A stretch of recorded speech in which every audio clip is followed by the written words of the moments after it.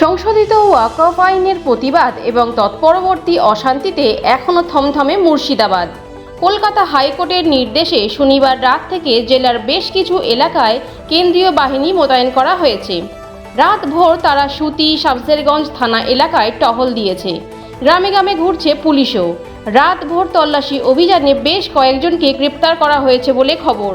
রবিবার সকাল থেকেও কেন্দ্রীয় বাহিনী এবং রাজ্য পুলিশ যৌথভাবে রুট মার্চের সিদ্ধান্ত নিয়েছে। মুর্শিদাবাদের স্পর্শকাতর এলাকায় রয়েছে সব সংগঠনকে নিয়ে শান্তি বৈঠকের ভাবনা।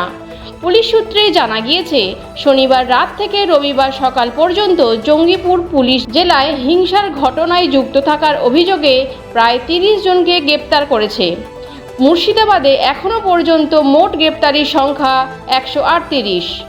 শামসেরগঞ্জ এবং সুতির মোট 9টি স্পর্শকাতর এলাকায় শনিবার রাত 9টা থেকে কেন্দ্রীয় বাহিনী রয়েছে। অশান্তির আশঙ্কায় রাতে বাড়তি বাহিনীও আনা হয়।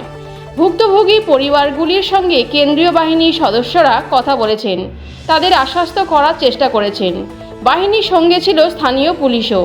স্থির হয়েছে রবিবার সকাল 9টা থেকে পুলিশ এবং কেন্দ্রীয় বাহিনী অশান্তি উপদ্রুত এলাকাগুলিতে যৌথভাবে রুট মার্চ করবে।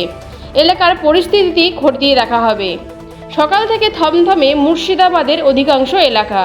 দোকানপাট বন্ধ, রাস্তায় লোকজনও বেরিয়েছেন খুব কম। ট্রেনের নিরাপত্তা নিশ্চিত করার জন্য ধুলিয়ান এবং সুতি স্টেশনে বাড়তি রেল পুলিশ মোতায়েন করা হয়েছে।